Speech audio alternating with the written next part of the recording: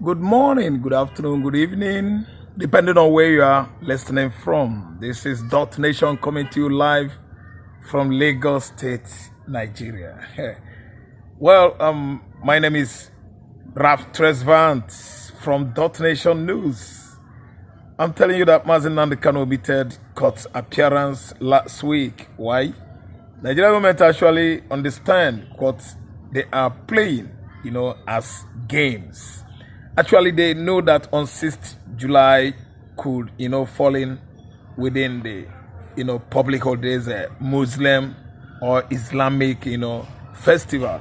And that actually they still fix Mazi Nnamdi Kanu's court appearance then. These are games. These are games of procrastination. They are trying to overstretch Mazi Nnamdi Kanu's case to be longer as expected. You could see OMOTOSHO, led court or judgment, coming out with, asking for forgiveness or, repentance that the Nigerian court has actually repented from, portraying the kind of picture Mazi Nnamdi Kanu actually showcased to the members of the world that the court, portends in Nigeria. The court not being the common hope of the common man. The hope of every individual in any country is embedded on the constitution of that country. That is court. The Department of Judiciary is the government department that at least review the constitution of any country. But in Nigeria case is a different one. You know what? They review the constitution in favor of the ruling party, in favor of the Department of Executive. That's an organ of government that is in charge of enforcement of law. Yes, instead of execution or implementation of the law, they enforce it as if they are judiciary, department or organ of government. The judiciary organ of government is working with the police actually to execute or implement the law.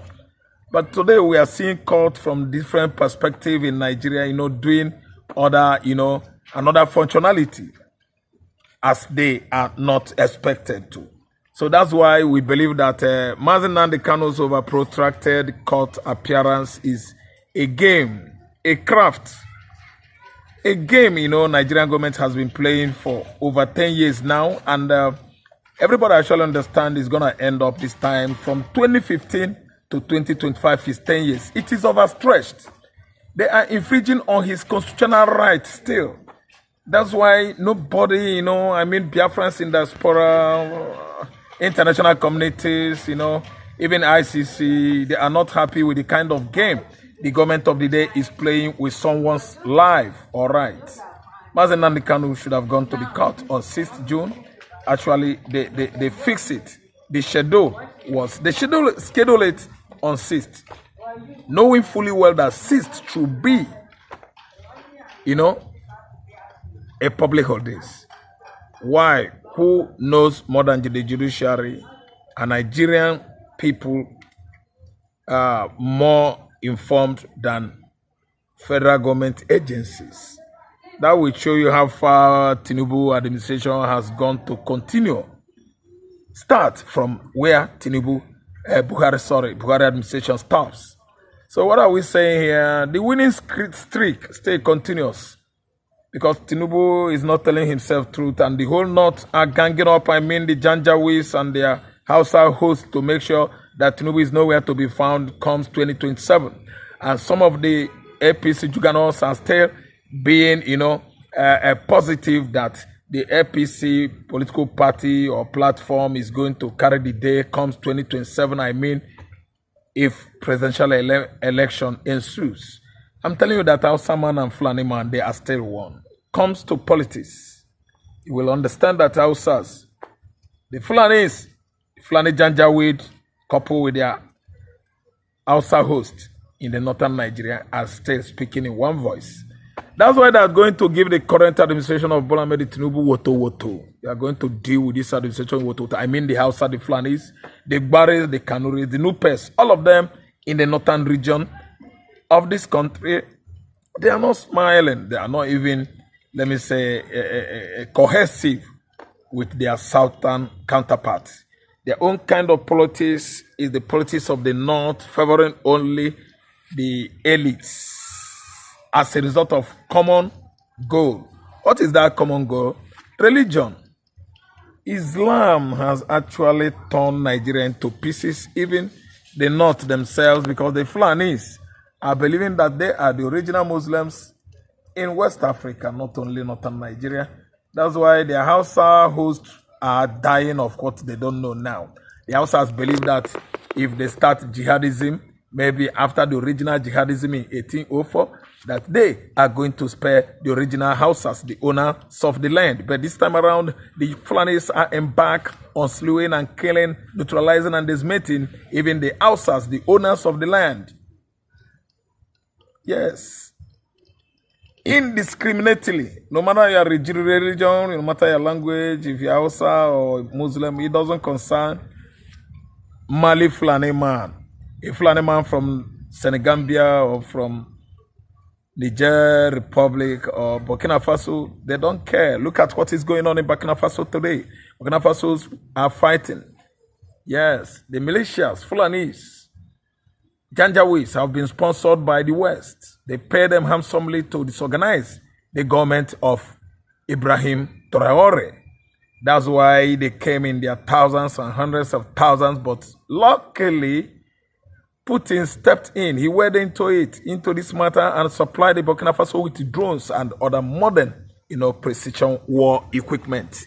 We are seeing Traore this time around, coming out in flying colors by dismissing the Fulani, militias in their thousands, let me say just last month.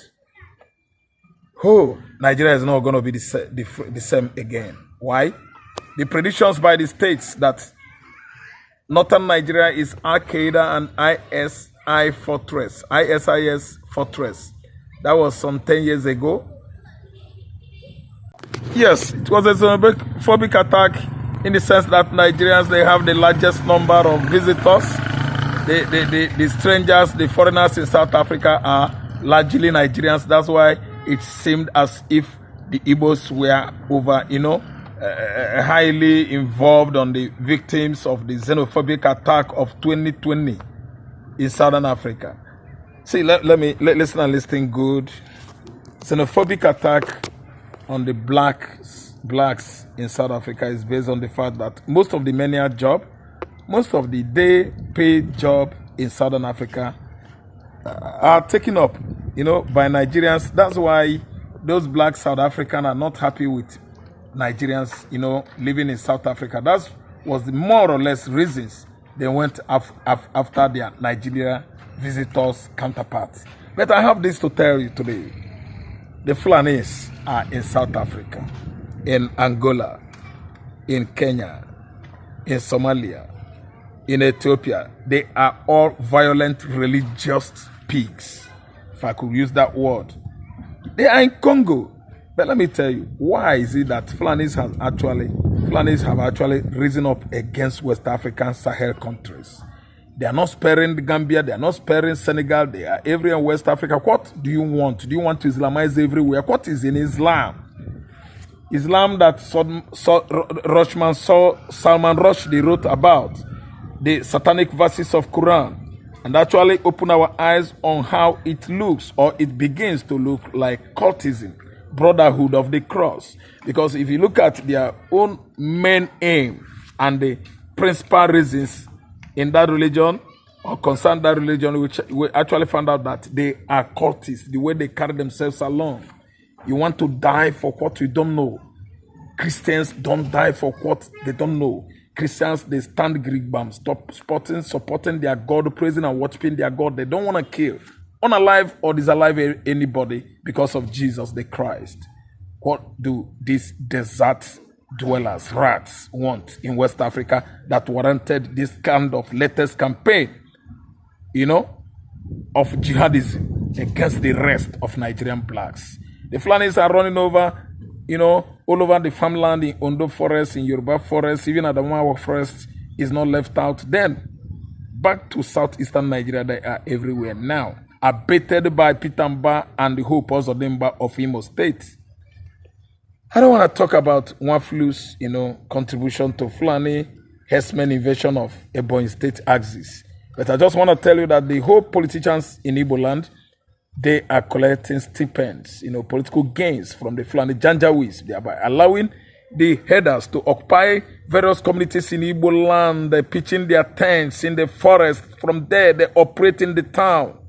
That's too bad. Mazi Nnamdi Kanu should come out. He actually give us this prediction and prophesied what would actually come in the future. And the future we are talking about then is today. The future then is today. Mazi Nnamdi Kanu is a legend. The Nostradamus of our time. He actually predicted what we are going or passing through today as Igbo man in Nigeria. I'm telling you that his latest court appearance, Mazi Nnamdi Kanu's case, is going to be struck out. Nigeria has questions to answer. If not within this contraption, ICC is waiting for Nigerian nation. Why you synergize or affiliate with Finland to incarcerate Simon Ekpa? Why do you say this kind of ordeal this gentleman Mazi Nnamdi Kanu has been going through since 10 years? Why? Could you not even allow the court order or injunction to at least be effective? Why should you at least disobey the court, which is court contempt, a lacuna in the law, especially Constitution of Federal Republic of Nigeria? It is embedded that whosoever the court has set free on our Constitution is actually liberated or extricated indeed. Why stay holding Mazi Nnamdi Kanu? It is too obvious that tribalism is playing out in this current administration under the watch of Bola Ahmed Tinubu. Why? Igboho was set free. Igboho who was agitating the same self-determination and the realization Nnamdi Kanu was fighting for. Igboho too was fighting for it. But Igboho was let go. They allowed him. They hold only Mazi Nnamdi Kanu. The whole world, the whole international communities are asking why. Why should you stay hold on to this gentleman? He has not done anything. So, come what may, his next appearance in the court, Mazi Nnamdi Kanu is not going to go back or get back to the DSS facility anymore. But Nigeria should be putting everything in place right now to take him back from where they actually abducted him in Nairobi, Kenya. That has formed the major theme of our discussion today. Ralph Tresvant in which we report from Lagos State. Thank you until we meet once again to start from where we stopped today. Thank you for listening, but subscribe from Dot Nation channel. Like, share to your friends. Share to your friends in Facebook. Share to your friends in Instagram. Share to your friends in WhatsApp mostly. I plead. You are my revered, cherished, and honored viewers. Thanks for watching.